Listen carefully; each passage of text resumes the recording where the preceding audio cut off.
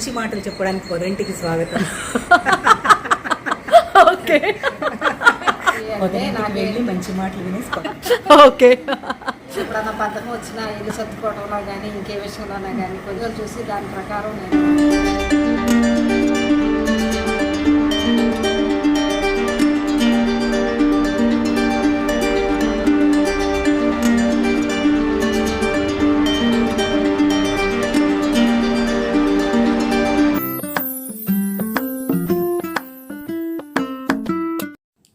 నమస్తే అండి. మంచి మాటలు పంచుకోవడానికి మా పొదరింటికి స్వాగతం. అందరు ఎలా ఉన్నారండి? నేనైతే చాలా బాగున్నాను. మన వాళ్ళంతా కూడా బాగుండాలని మనస్ఫూర్తిగా కోరుకుంటూ ఈరోజు ఒక చక్కటి వీడియోతో మీ అందరి ముందుకు వచ్చానండి.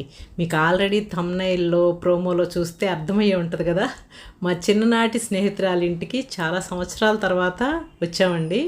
అయితే ఈ వీడియోని స్కిప్ చేయకుండా చివరి వరకు చూడండి. ఎందుకంటే ఇప్పుడున్న ఈ హరీబరీ జీవితంలో, ఉరుకులు పరుగుల జీవితంలో చక్కగా ప్రశాంతమైన వాతావరణంలో పక్షులు కిలకిలారావాలు వింటూ చక్కగా చిన్ననాటి ముచ్చట్లు మీరు కూడా మాతో పాటు కూర్చుని చక్కగా కబుర్లు చెప్పుకున్నట్టు, చక్కటి అరిటాకు భోజనం చేసినట్టు ఒక తెలుగింటి వాతావరణాన్ని మీరు కూడా నా పక్కనే ఉండి చూసిన ఫీల్ అయితే డ్యామ్ షూర్గా కలుగుతుందండి.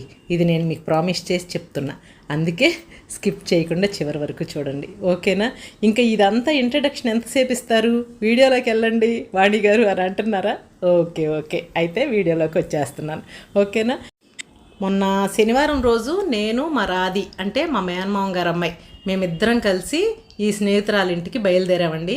ఇంకా మా వెహికల్ని స్టార్టింగ్లోనే ఆపేసి, ఈ వీధి మొదట్లోనే ఆపేసి నడుచుకుంటూ వస్తా వీడియోని మీకు కూడా చూపిద్దామని వస్తున్నామండి. ఎందుకు అంటారా? చూశారు కదా వీధంతా ఎంత పచ్చగా కళకళలాడుతూ ఉందో. చక్కగా ప్రతి ఇంటి ముందు వేప చెట్టు, ఇంకా మామిడి చెట్లు అండి, ఎక్కువగా మామిడి చెట్లు చక్కగా నీడనిస్తా వీధంతా కూడా ఎంతో బాగుందండి. నాకు అందుకే మేము స్టార్టింగ్లోనే దిగిపోయామన్నమాట. దిగిపోయి మన వాళ్ళందరికి కూడా చూపించినట్టు అవుతుంది అని చెప్పేసి నేను వీడియో షూట్ చేసుకుంటూ వస్తున్నాను. మా ఫ్రెండ్ అయితే మాకు ఎదురొచ్చి తను ఇక్కడ వెయిట్ చేస్తుంది వాళ్ళ ఇంటికి తీసుకెళ్ళటానికి. చెప్పాను కదా ప్రతి ఇంటి ముందు మామిడి చెట్టు ఉంది, చక్కగా మామిడికాయలు కాసిన ఉగాది టైం కదా. ఇంకా ఈ స్నేహితురాల గురించి చెప్పాలి అంటే తిను యాక్చువల్గా నాకు బెస్ట్ ఫ్రెండ్ కాదండి, మా రాధీకి బెస్ట్ ఫ్రెండ్ అనమాట. మా రాధీకి చిన్ననాటి స్నేహితురాలు.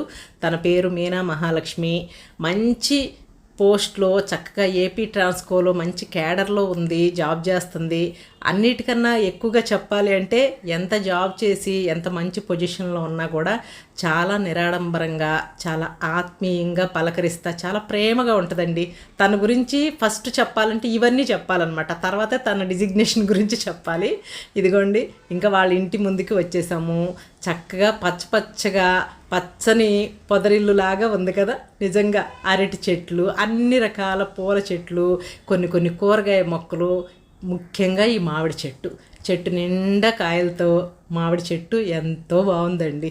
నిజంగా నాకు చాలా హ్యాపీగా అనిపించింది. పైగా నాకు ఎందుకో ఇప్పుడు ఉన్న ఈ అపార్ట్మెంట్ సంస్కృతిలో అలా ఉండటం కన్నా ఇండిపెండెంట్ హౌస్ అది చిన్నదైనా సరే అలా చక్కగా 4 వైపులా సందుండి ఇంటి ముందు చక్కగా ఇలా తులసమ్మతో తెలుగుదనం ఉట్టిపడేలాగా ఉంటే ఎంతో నచ్చుతుంది కదా. సేమ్ అలాగే ఉందండి. వీటితో పాటు మీకు ఒక క్లిప్ యాడ్ చేస్తున్నాను. వీళ్ళ ఇంటికి రోజు పొద్దున పూట ఇలా రామచిలకలు వస్తాయంటండి. అందుకే నేను ఆ వీడియో ఉంటే నాకు షేర్ చేయమేనా, నేను మా నాన్నకు కూడా చూపిస్తానని చెప్పాను. ఎందుకంటే మేము 11 తర్వాత వెళ్ళామన్నమాట, మార్నింగ్ టైము. అందుకనే వీళ్ళు పొద్దున్నే వస్తాయి అన్నమాట. తను అక్కడ బియ్యం గింజలు ఇవన్నీ కూడా గోడ పైన పెడితే చక్కగా గుంపులుగా రామచిలకలు వచ్చి వీళ్ళ ఇంటి వాతావరణం అంతా సందడి చేస్తా వాటి కిలకలా రావాలతో పొద్దున్న అలా మొదలవుతుందండి వాళ్ళకి. నిజంగా కదా, పొద్దున్నే లేవగానే ఎంత పచ్చటి వాతావరణం, ఎంత చక్కటి పక్షులను చూస్తూ ఉంటే ఎటువంటి ఒత్తిడైనా పోతుంది. రోజంతా చాలా చక్కగా మన జీవితాన్ని స్టార్ట్ చేస్తామండి కదా. అది కూడా పక్షుల్ని ఏదో పంజరంలో పెట్టి పెంచుకోవడం కాకుండా ఇలా చక్కగా వాటిని స్వేచ్ఛగా అవి ఎగురుతా వాటికి మనం ఫుడ్ పెట్టే అవకాశం రావడం కూడా అదృష్టమేనండి కదా. ఓకే, ఇంకా మేము రాగానే చక్కగా చల్లగా మంచినీళ్ళు ఇచ్చి ఇల్లంతా చూపిస్తుంది. మాతో పాటు మీరు కూడా ఇల్లు చూసేసేయండి, ఓకేనా? ఇంకా రాగానే బయట తులసమ్మను చూశారు కదా, ఆ తులసమ్మకు ఒక నమస్కారం చేసుకుని వరండాలో నుంచి లోపలికి రాగానే పెద్ద హాల్ ఎదురవుతుంది మనకి. చక్కగా ఈ హాల్లో నుంచి స్ట్రైట్గా ఒక బెడ్రూమ్ ఉంటుందండి. నేను ఎప్పుడు మీకు ఇంటి గురించి ఒక మంచి మాట చెప్తాను.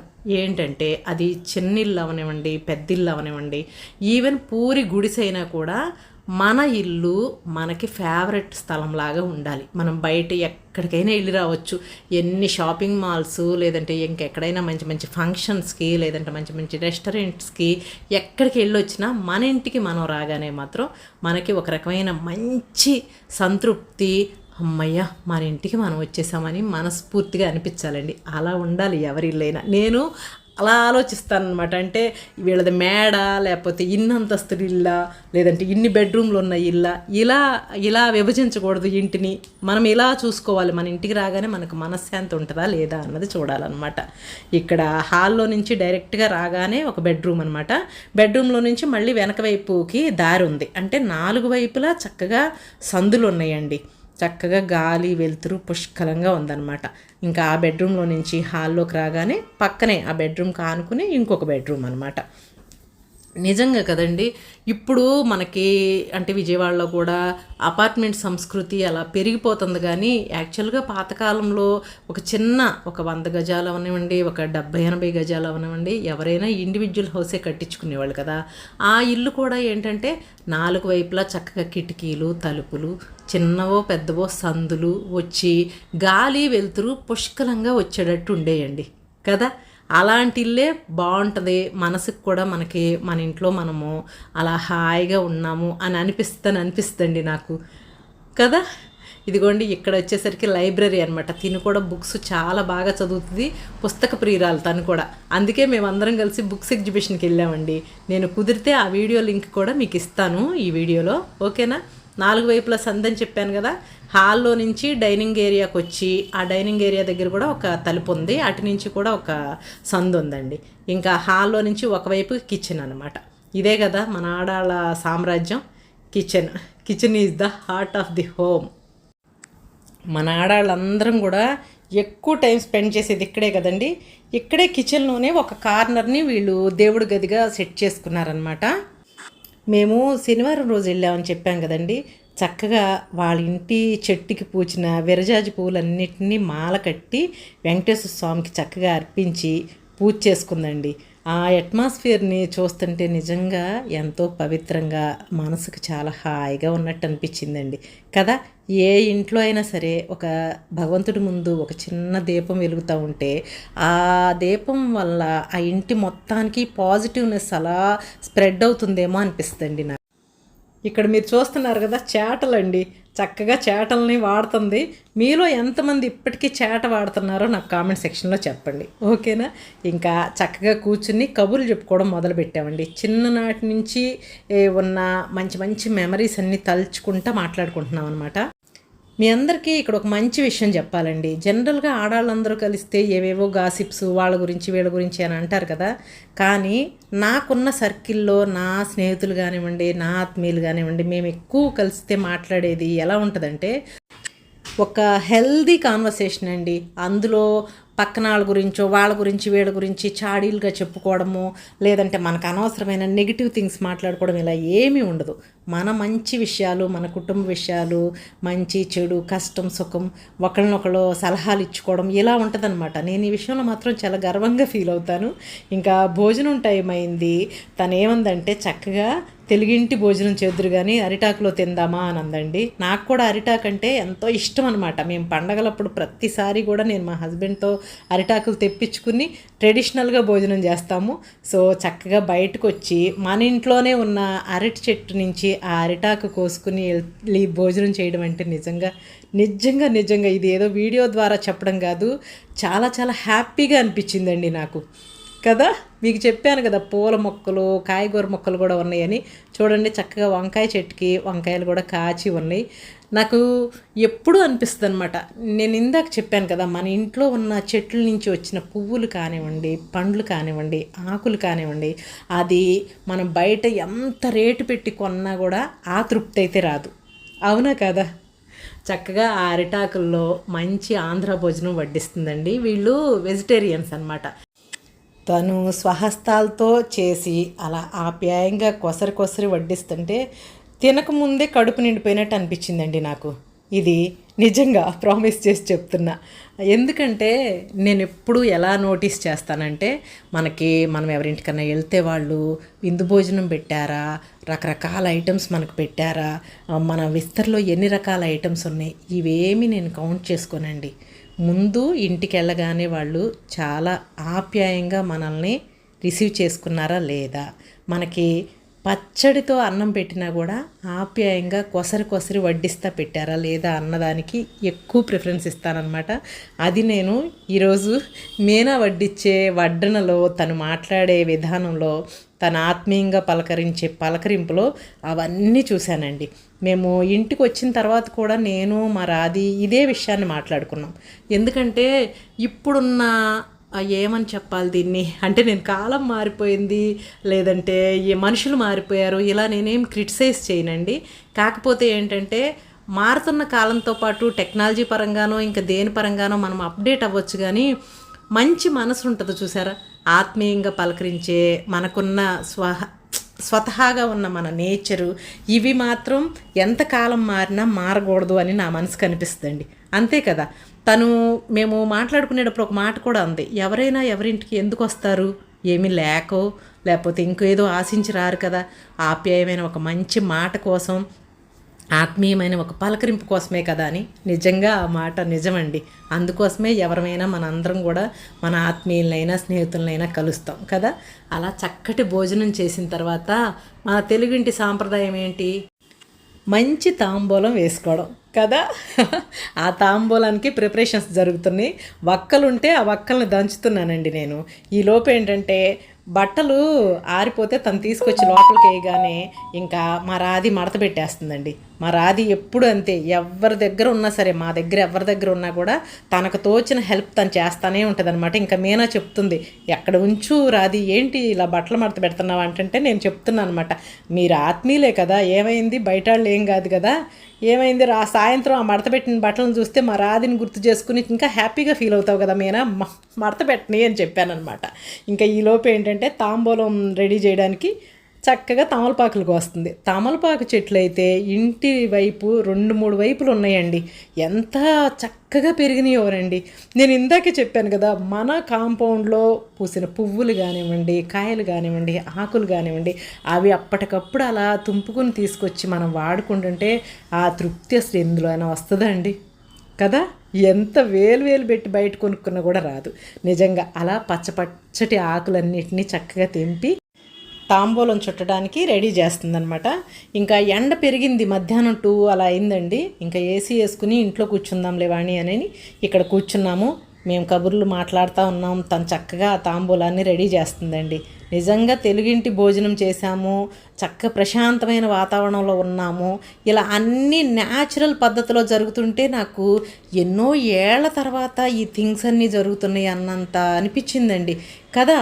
ఇంకో విషయం ఏంటంటే, మీనా గురించి చెప్పాలి అంటే, తను జాబ్ చేస్తా, ఒక గవర్నమెంట్ జాబ్ చేస్తా, ఒక మంచి క్యాడర్లో ఉండి కూడా ఆ స్టేటస్ని వాటిని ఎప్పుడూ తను ఆత్మీయుల దగ్గర కానివ్వండి, ఫ్రెండ్స్ దగ్గర కానివ్వండి, ఏ రకంగానూ చూపించదు. ఇది చాలా రేర్ క్వాలిటీ అని నాకు అనిపిస్తుంది కదండి. ఎందుకంటే ఇప్పటి కాలంలో ఏంటంటే ఒక చిన్న దాంట్లో మనం అచీవ్ చేసినా కూడా దాన్ని 1కి 10 చెప్పుకునే మనుషులే ఎక్కువ ఉన్నారు కదా. మీనా అయితే అలా కాదు. వాళ్ళ పాప ఐఏఎస్కి ప్రిపేర్ అవుతుందండి. తనకి ఫోన్ చేసి వీడియో కాల్లో మా ఇద్దరిని మాతో కూడా మాట్లాడిపించింది అనమాట. ఇంకా ఆ పాప అయితే చాలా హ్యాపీగా ఫీల్ అయింది. ఆంటీ చక్కగా ఎంజాయ్ చేయండి, ఫ్రెండ్స్ అందరూ చాలా కాలం తర్వాత కలిశారు అని చాలా బాగా విష్ చేసింది. ఇంకా తనతో మాట్లాడిన తర్వాత ఈవినింగ్ టీ టైం అయిందండి. కాకపోతే ఇక్కడ మేము అందరికీ డిఫరెంట్గా టీ వద్దు, కాఫీ తాగుదాం అనుకున్నాం అనమాట. అది కూడా మీనా కుంభకోణం వెళ్ళినప్పుడు, తమిళనాడు వైపు ఉన్న కుంభకోణం వెళ్ళినప్పుడు ఈ ఇత్తడి కాఫీ ఫిల్టర్ని కొనుక్కొచ్చిందంట. సరే దానిలో ఫిల్టర్ కాఫీ తయారు చేస్తాను వాణి, నీకు కూడా కాఫీ అంటే ఇష్టం కదా అని అంది. నాకు నిజంగా కాఫీ అంటే ప్రాణం అండి. ఎవరింటికైనా వెళ్తే నాకేమి పంచపక్ష పర్వాణాలు ఏం పెట్టక్కర్లా, కాఫీ ఇస్తే చాలు, అంతే, ఇంకేం అక్కర్లేదన్నమాట. ఇక్కడ మీరు చూసేది చిన్న రోల్ అండి. దీన్ని సన్నికిలి అని కూడా అంటాం కదా మన ఆంధ్ర సైడు. సేమ్ అలాంటిదే మా అమ్మ వాళ్ళ ఇంట్లో ఉందన్నమాట.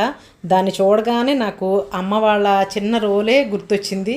చాలా హ్యాపీగా అనిపించింది నాకు. ఇలా పాతకాలం వస్తువులన్నీ వీళ్ళ ఇంట్లో చూస్తుంటే చైల్డ్హుడ్ మెమరీస్లోకి వెళ్ళకనే వెళ్ళిపోయినట్టు అనిపించిందండి. ఇంకా చక్కగా చల్లబడింది. బయట వరండాలో కూర్చుని ఈ పచ్చటి వాతావరణాన్ని ఆస్వాదిద్దాము, బయట కూర్చుని కబుర్లు చెప్పుకుందాము అనుకుని చక్కగా వరండాలో కూర్చున్నామండి. ఇక్కడ కూడా మీకు ఒక మంచి మాట చెప్పాలి. అదేంటంటే ఇంటి గురించే, పర్టికులర్గా ఇంటి గురించే. మన ఇల్లు చిన్నదైనా పెద్దదైనా మేడైనా పాకైనా పూరి పాకైనా కూడా మన ఇంట్లో ఒక్కొక్క ప్లేసు అంటే మనకు నచ్చే ప్లేస్. సపోజు మన ఇంటి వరండా కానివ్వండి, మన ఇంటి వెనక వైపు ఉన్న పెరడు కానివ్వండి, మన ఇంటి ముందున్న తులసి చెట్టు ఉన్న ప్లేస్ కానివ్వండి, ఇలా ఏదో ఒక ప్లేస్ ఉంటుంది కదా మనకి ఇష్టమైన ప్లేసు. ఆ ప్లేస్ని రోజులో కొంచెం సేపు అయినా అక్కడ కూర్చుని మనము మంచిగా ఆస్వాదించాలండి. అలా కాకుండా రోజువారీ ఉన్న ఈ ఒత్తిడి జీవితంలో అబ్బా పొద్దున్న లేచిన దగ్గర నుంచి పని తర్వాత ఇంకా బాధ్యతలు వీటిల్లో పడి ఆ వాతావరణాన్ని మిస్ అవ్వకూడదు. ఎందుకంటే ఎవరికైనా నేను ఇందాక చెప్పానే, మనం బయటికి వెళ్ళి రాగానే మన ఇల్లు మనకి సేద తీర్చే నిలయం అవ్వాలి. అది పెద్ద మేడలో ఉంటేనో లేదా చాలా ఖర్చు పెట్టి బిల్డింగ్ కడితేనో రాదండి. అది మన మనసులోనే ఉంటుంది. మన ఇంటిని మనం ప్రేమించుకుని మన ఇంట్లో ఉన్న ప్రతి కార్నర్ని కనుక మనం ఇష్టపడితే మనం రోజువారీ ఏదో ఒక కొంచెం టైం అయినా ఆ ప్లేస్లో మనం కూర్చుని ప్రశాంతంగా ఉండగలిగితే అంతకన్నా ధ్యానము యోగా ఏం అవసరం లేదు. ఈ ఒత్తిడి కూడా ఏమీ ఉండదు. మన రోజువారీ లైఫ్ని చక్కగా హ్యాపీగా ఎంజాయ్ చేస్తా అయితే లీడ్ చేసేస్తామండి. ఇదేదో నేను ఊరికే వీడియోలో ప్రాంప్ట్గా ఉంటుంది కదా అని చెప్పటం కాదు, నిజం ఈ మాట. మనకున్న దాంట్లో మనం సంతృప్తి పడతా, మనకున్న ఇల్లు ఇవ్వనివ్వండి ఏదైనా సరే అందులో సంతృప్తి పడితే ఆనందం ఎందులో రాదండి. మా మేనా కూడా ఇందుకు మినహాయింపు ఏం కాదు. అందుకే చక్కగా తన వరండాలోని ప్లేస్ని చక్కగా ఆస్వాదిస్తా మజ్జిగ చిలుకుతుందండి. ప్రతి శనివారం అక్కడ కూర్చుని మజ్జిగ చేస్తుందంట. ఇంకా ఫిల్టర్ కాఫీ తాగే టైం వచ్చిందండి. తను చక్కగా కాఫీ ప్రిపేర్ చేస్తుంటే ఆ స్మెల్ని అయితే నేను ఆస్వాదించానండి. నిజంగా నాకు ఎప్పుడు కాఫీ రెడీ చేస్తుంటే కాఫీ తాగడానికన్నా ముందే ఆ సువాసనతోనే నాకు మంచిగా మనసు నిండినట్టు అవుతుంది, కడుపు నిండటం కాదు. చక్కగా ఆ బయట పచ్చదనంలో కూర్చుని పక్షుల కిలకిలా రావాల వెంట కాఫీ తాగుతున్నామండి. ఈ కాఫీ తాగే ముందు మీకు ఒక మంచి మాట చెప్పాలి. అదేంటంటే మనం ఎప్పుడైనా మన ఫ్రెండ్స్ని కానివ్వండి ఆత్మీయులను కానీ కలిసినప్పుడు మనకి వాళ్ళ మీద ఉన్న ఫీలింగ్ని, వాళ్ళు మన కోసం ఏదైనా చేస్తే మనం నిజంగా సంతోషపెడితే ఆ సంతోషాన్ని మనసులోనే ఉంచుకోకుండా కంపల్సరిగా వాళ్ళకి ఎదురుగా ఒక మంచి మాట రూపంలో చెప్పాలండి. అలా చెప్తే నిజంగా ఇద్దరి మధ్య ఉన్న ప్రేమ ఇంకా పెరుగుతుంది. అందుకే మాది హెల్దీ కాన్వర్సేషన్ అని చెప్పాను కదా. మన పొదరిల్లు గురించి ఇంకా నా గురించి మన మీనా రాధి మాటల్లో మీరు వినండి. రాధి వాణి, థ్యాంక్ యూ సో మచ్. చాలా కాలం తర్వాత కలుసుకున్నాం మన ముగ్గురు. అవును, చిన్నతనం నుంచి ఆ విశేషాలన్నీ గుర్తొస్తూ చాలా బాగా అనిపించింది. ఇలాగే ఎప్పటికీ కలవాలనుకుంటున్నాము. వీలు చేసుకుని కుదిరినప్పుడు కలుద్దాము. అలాగే నీ నుంచి నేను తెలుసుకున్నది ఏంటి అంటే, నువ్వు బంధాలకి బంధుత్వాలకి అన్నిటికీ చాలా మంచి విలువనిస్తూ చక్కగా పిల్లల్ని కూడా చాలా బాగా పెంచుకుంటూ టైం మేనేజ్ చేసుకుంటూ అన్నిటికీ అటెండ్ అవుతూ నలుగురిలో కలిసిపోయి కలుపుకొని వెళుతూ ఇవన్నీ నాకు చాలా నచ్చుతాయి. Thank you so much.